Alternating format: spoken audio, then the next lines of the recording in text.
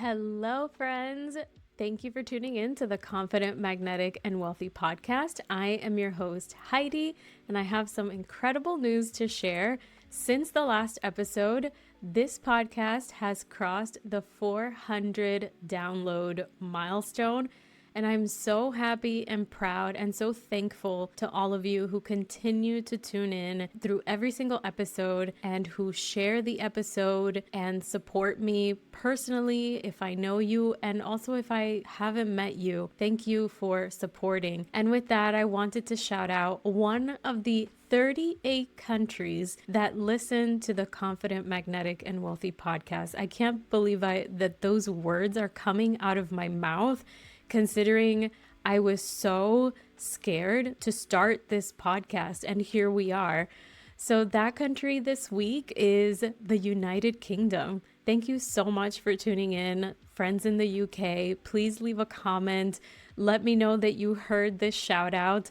And thank you for tuning in. And thank you to all of you for supporting this podcast. So for today's episode, I wanted to talk to you about a really big lesson that over the last couple of weeks has finally settled into my body and into my heart. And I can now more easily speak about this from a place of lived experience as it relates to a season of up level, a season of growth. What if I told you that the thing you keep resisting might be the exact doorway your next level is waiting behind?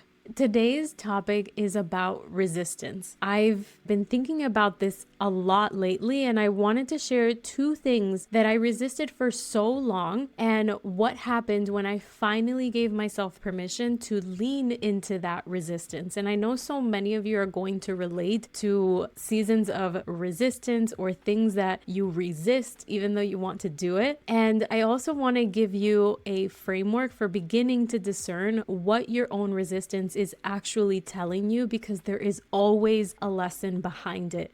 And like I said, I can now talk to you from that lived experience.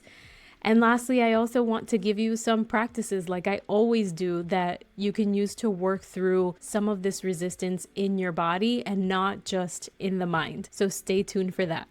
And before we get into it, if you know that you're ready to expand your capacity to receive more money and hold more money, my signature framework is going to meet you exactly where you are. Whether you've just made your first 6 figures and you're looking to normalize it, or you're ready to up level into $200,000, $300,000, $500,000 in revenue, I'll help you dissolve all of the inner resistance and help you build the identity and nervous system that supports you in feeling worthy of having these higher levels of income as a normal part of your life. The application to work with me one-on-one is in the link in the description. I want to introduce you to an idea that I keep coming back to, how resistance is not a stop sign. I now see resistance as a doorway. And on the other side of that doorway is a big breakthrough and a version of you that you haven't met yet. Now, I am not talking about every form of resistance. Sometimes we resist things that truly aren't good for us and aren't safe for us to do. But that's not what I'm talking to you about today. What I'm talking about today is a very specific kind of resistance. The kind that has a hint of you actually wanting to do the thing that you're resisting. The kind where if you could somehow remove the fear with a magic wand, and I know we've all been there, and you could make it not scary, you would do it in a heartbeat. I know that you would. And that's the resistance that I want you to pay attention to. That's the doorway that I was referencing earlier. And here's what I've come to understand about this kind of resistance up to now. It almost always points towards something that requires a version of you that you haven't fully stepped into yet. And so the fear really isn't about the thing itself. It's actually about whether or not you feel safe to be the person that you would need to be to do it, and what you fear will happen or what you fear will be required of you when you lean into that resistance. So my friend, let me ask you, what is it that you've been resisting? something you've thought about more than once, something that keeps nudging you quietly and persistently, but it's always there. And even though you push it away, it always keeps coming back. What might that look like? For some of us, it's getting on camera. It's using our voice, showing up, sharing a message that you know lives inside of you, but you haven't fully trusted yet. For others, it could be making a career pivot that part of you has been dreaming about for years, but perhaps another part of you has been talking you out of it, telling you all the reasons it's not realistic to make this pivot. It could be investing in your growth in a meaningful way, a significant way that'll help you break through to your next up level, and will force you to meet your edges in a way that you've never done before. It could also be showing up in person, in a community, perhaps in rooms that feel really vulnerable and unknown to you. It could also be starting something like a podcast, a business, a new chapter of your life that would require you to believe in yourself in a way that you're not sure you're capable of yet. Whatever it is for you, I want you to know something. The fact that it keeps returning to you is not an accident. Your inner knowing doesn't repeat itself for no reason. That persistent pull is your future self calling out to you from the space in which you're already living your biggest dreams. Think about it. She's calling out to you, and you keep resisting reaching out to be pulled up because the unknown can feel so scary. I resisted starting this podcast for a really long time. And the resistance had a very clear voice. It said, Heidi, you don't have enough to say. And even if you do, it's not interesting enough. Heidi, who in the world is going to want to listen to you? So I waited, and in the waiting, I kept consuming other people's content and kept admiring other hosts.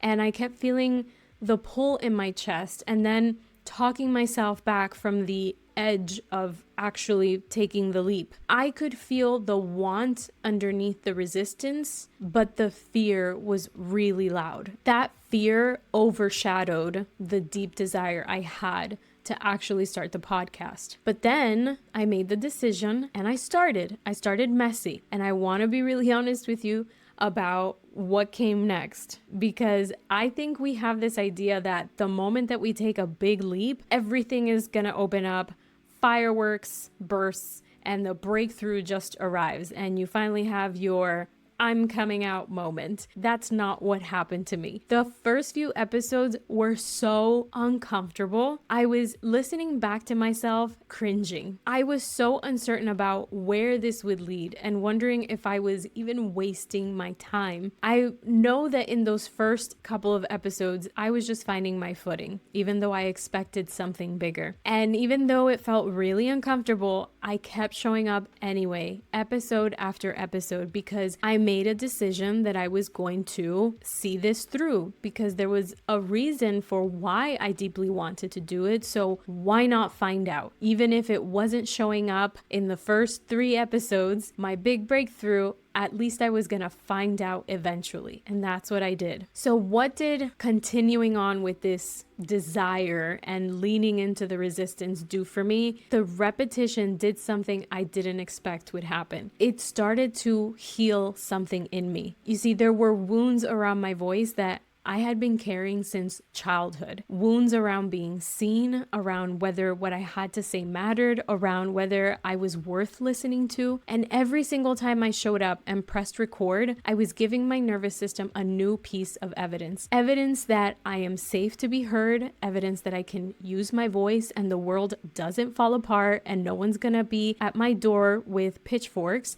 and evidence that I'm worthy of taking up space and following my creativity.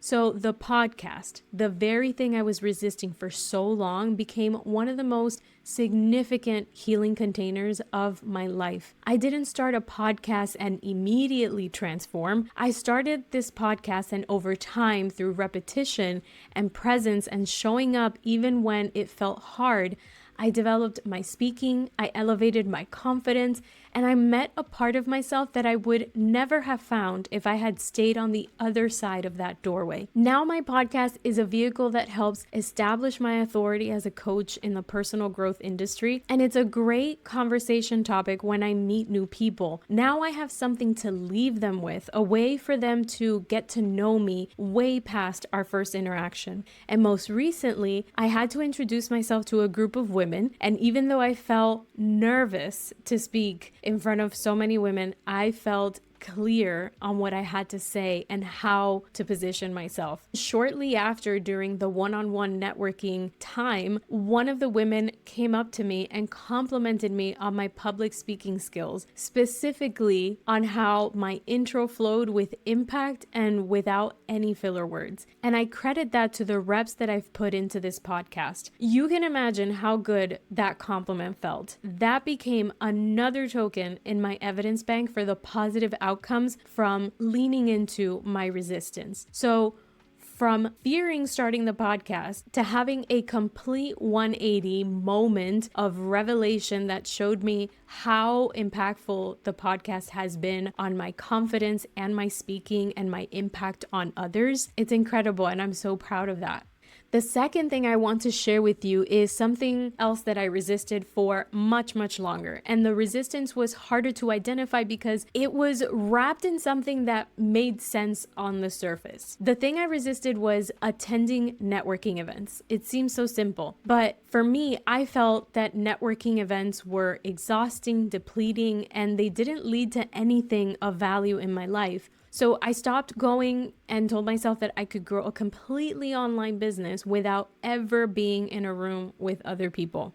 And I believed it. I believed it enough to resist that networking world for a really long time. And then earlier this year in January, I met Heidi de la Cruz. She's the host of the American Dream in the Eyes of Immigrants podcast. We met online through the Latinas in Podcasting community, and she reached out to me, inviting me to attend a local event where she would be hosting a panel. I loved the idea that we would have the opportunity to meet in person, so I gave myself permission to go and thought, okay, no big deal. I'll go to meet her and listen to the speakers, but I have zero expectations around networking or meeting other people. I just wanted to meet my other Heidi. And to my surprise, in that room, I made 2 connections that I now consider real friendships that feel so different from my past experiences. So what was happening there? Why was I resisting networking events so much? I built walls around networking because I had been to events in the past where I'd make connections, feel excited about them, and then find myself in this exhausting cycle of overgiving and over-delivering and people-pleasing. Unconsciously, what I was looking for was to feel accepted, feel seen, valued, recognized, and none of that happened. What happened instead was I would pour my energy into connections that didn't reciprocate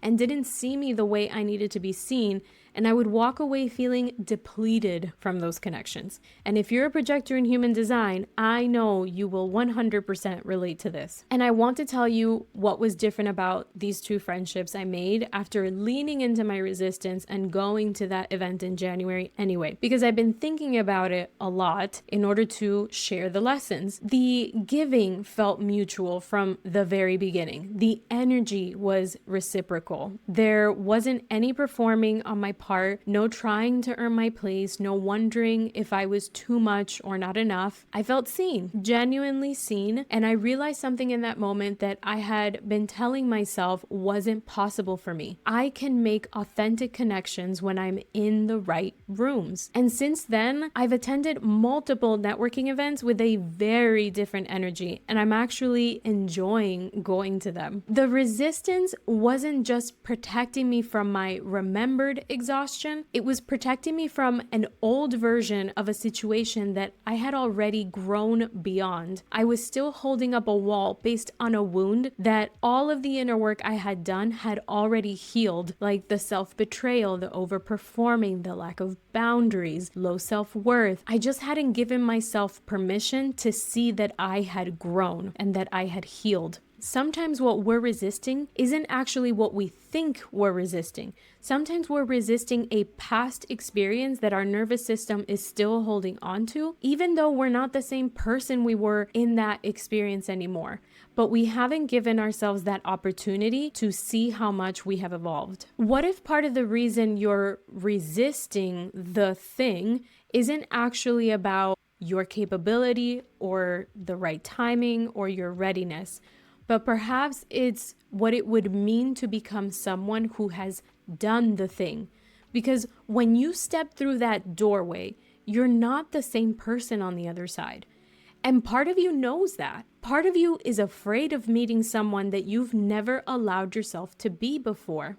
And here's what I want to say about that. It's not that you'll become someone new altogether, that you won't even recognize yourself. I don't see it that way. What I think is actually happening is that you're slowly shedding versions of yourself that you had to be in order to perform, in order to feel loved, to create success, and fit into the structures around you. What's waiting on the other side of the resistance isn't a stranger. It's actually really more of you. It's you without the filters. It's the you that you are at your core. And for some of you, and I say this with so much care, there is also a quieter fear underneath this one. A fear that is so palpable for those of us who are the first in our families to reach for a higher level of success, a higher level of visibility, a higher level of income. The fear that if you grow into this, quote, new version of you, the people you love might not recognize you anymore. They might not know how to relate to you. They might feel left behind, or they might feel somehow diminished by your expansion. There's also the fear that you'll fall short of what would be required of you to commit to the thing you've been resisting. And to that I say, you want it because a part of you knows you're fully capable and have all of the inner resources to go through with it. So what do we actually do when we find ourselves in the push and pull of resistance? Because naming it is one thing, but I want to give you something real and practical to work with, like I always do. The first thing I want you to understand is that this isn't just a mindset conversation. It lives in your body. Your nervous system has been carefully cataloging every experience you've ever had,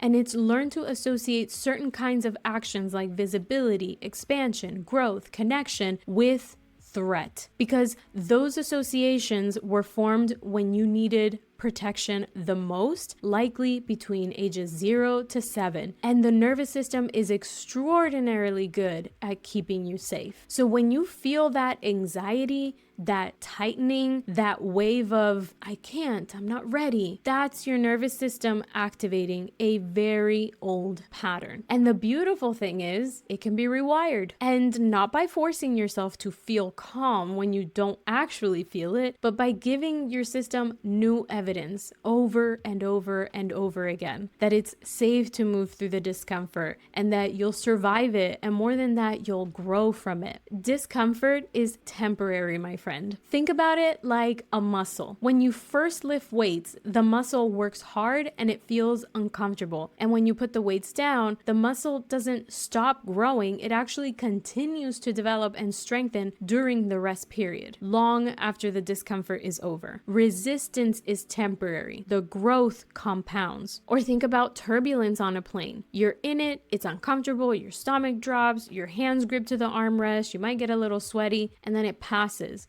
Because it always passes. The turbulence was never permanent. The discomfort of stepping into a cold pool is also temporary until your body adjusts and the temperature starts to feel normal. Working out for 30 minutes is hard until it's over. Every version of discomfort you've ever experienced has had an end. And every time you've come through it, you've given your nervous system one more piece of evidence that you're capable of getting through hard things. And here's what that evidence does over time. It becomes the foundation of a new identity, an identity that knows in the body, not just in the mind, that it's safe to be seen, it's safe to grow, it's safe to receive more than you've ever allowed before. Now I want to give you 4 practical things you can do starting today. And I want to give them to you not as a big, long to-do list, just as a small invitation to begin a conversation with the part of yourself that's been waiting at the doorway. The first thing is to name the resistance specifically.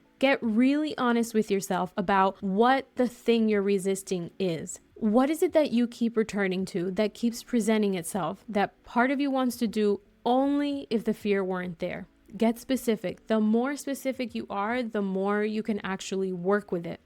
The second thing is to ask yourself, is the fear I'm feeling about the future or is it about the past? Meaning, are you trying to avoid pain in the future because of a past experience, even though you have no evidence of it occurring in the future? Because if the fear is rooted in a past experience, a past version of a situation that you've already grown through, then your nervous system may be running old code on a new situation. And that's worth seeing and recognizing it, because you are not the same person that you were in those old experiences. You've done the inner work since then. You have new resources, you have new tools, and you have a whole new understanding of yourself and how the world works. The third thing is to work with your body directly. When you feel the resistance activate, when you notice the tightening, the anxiety, the wave of not yet, I'm not ready, I invite you to turn your gaze upward as if you were looking toward your forehead and start to breathe in through your nose for a count of 4 and out through your nose or mouth for a count of 6 or 8. Longer exhale than your inhale. This little practice activates the vagus nerve, which is the pathway between your brain and your nervous system. The vagus nerve signals to your body that you're safe. Do this for 2 to 3 minutes. Let the parasympathetic system come online. Alternatively, you can also work with EFT tapping if that feels good to you, and tap on the resistance itself to start releasing the charge around whatever feelings are coming up. Because when you tap on the meridian points while you're naming the feeling, the fear, the anxiety, the tightness, you're essentially telling your amygdala, the threat response center of your brain, that you're not in danger.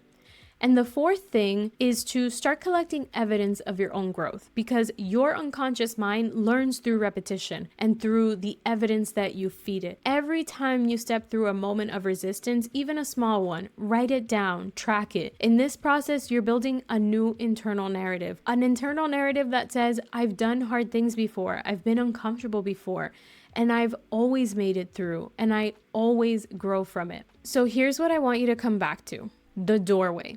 The thing you're resisting is not trying to stop you. It's actually asking something much more interesting of you. It's asking, who are you ready to become? Or who are you ready to allow yourself to be? What are you ready to believe about yourself? What's on the other side of all of those stories you've been telling yourself about why it's not the right time, why someone else is more qualified, why maybe it just wasn't meant for you, and where did you pick up that programming? Because what I know from my own life and from the women that I work with is that on the other side of resistance, the specific kind of resistance I've been describing today, the kind with the actual desire to do it running underneath it, there is always something waiting on the other side. It could be a version of yourself you've never met. It could be connections that actually see you. It could be a skill you didn't know you had, a healing that you didn't know you needed, a confidence that could only have been built by doing the very thing that scared you. My friend, you're going to be safe on the other side of this. I know that's not something that you can fully feel right now, but I want you to consider the possibility that the discomfort of stepping through is temporary, and the growth that comes after it compounds long after the hard part is over. As you think about leaning into the resistance, I want you to remember, you're not starting from zero. You're starting from the foundation of everything you've already built to date. And the next level of your life is not waiting for you to become someone entirely different that you don't recognize. It's waiting for you to give yourself permission to bring more of who you already are through that door. I truly believe that this is possible for you and that you are fully capable. Friend, if you know a woman who could benefit from today's episode, please share it with them. Be that friend who helps her squad walk through the resistance and see the next level version of themselves on the other side. Share this on social media, on your stories, tag me. I'd love to see you enjoying the episode out and about on your day. So please do tag me when you do that. And if you're not quite ready for one-on-one support, but you want to begin shifting your relationship with money, I created the Wealth Embodiment Bundle, which includes hypnosis, meditations, and subliminal audios designed to help you reprogram your subconscious around money, worthiness, and receiving. You can begin using the bundle today, and the link is in the description. Friends, thank you so much for being here, and I'll see you in the next one.